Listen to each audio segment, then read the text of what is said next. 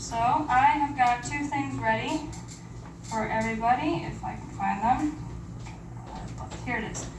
Okay. So the first one I wrote, it is going to be in the atlas. I titled it Football or Something for My Dad because he always complained as a joke, don't worry Dad, that I never wrote happy poetry because I was really angsty and emo. So I was like, okay, fun. The first football game, which I'm going to refer to as football because it was English football and I will hate myself if I call it soccer. Never mind. The first football game I ever saw was a match between Arsenal and Liverpool. I think I was 16.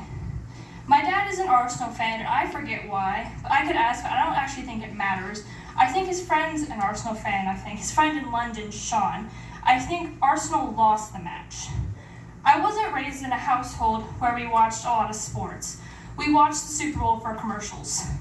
This year, I asked my dad to explain American football to me, and I am still very shaky with the concept.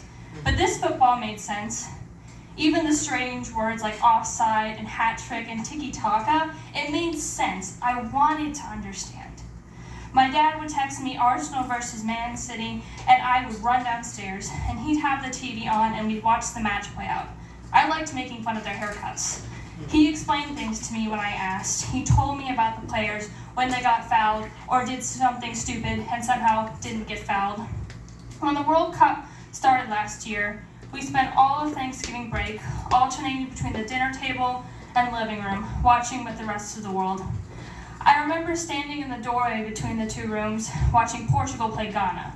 I remember telling him the score every time, telling him that I thought the Portuguese team was tricky. I remember watching the US-England match and being so disappointed that nothing even happened. I remember early Sunday morning watching Argentina play the French with my dad and the craziness that followed, 7,204 miles away, but unfolding on the screen in front of me, my dad and I throwing our hands up at every goal. When I went to England to perform in the New Year's Day parade with the marching band, we went to Windsor to sightsee. I found a little shop full of tourists, but I saw an Arsenal scarf, and I've been abstaining from spending, but I grabbed it and showed it to my friend. I told her, my dad loves Arsenal. I have to buy this for him. I have to. He'll like this. I like football with my dad. I like listening to him explain how, 10 years ago, this would be impossible to even think of. Or doing the VAR box movement that the referees do, or wondering aloud if they'll play on if a guy decides to fake an injury. I liked how when I asked him during a City match, Dad, what's a hat trick? He explained it no questions. It is so simple, but it made me happy. I like sitting in the kitchen and to say, Dad, who do you think will win the league? Dad, did you hear Messi's going to Miami? And he will keep cooking dinner, but he will tell me, well, he'll be closer to Argentina, won't he? And I'll ask, Dad, Jude Bellingham's going to Real Madrid. Dad, he's in the Bundesliga. I know that, but what team, Dad? He'll say Borussia Dortmund, and my brother will say, who's Jude Bellingham? Dad, he was on the national team, right? He was great.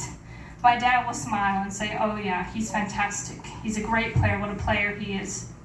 Going back and forth and being the same voice.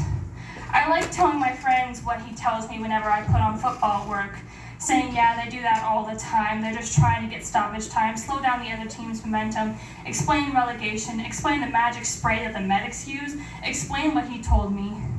My dad brought football to me. My dad brought the world to our living room. He brought the world to me.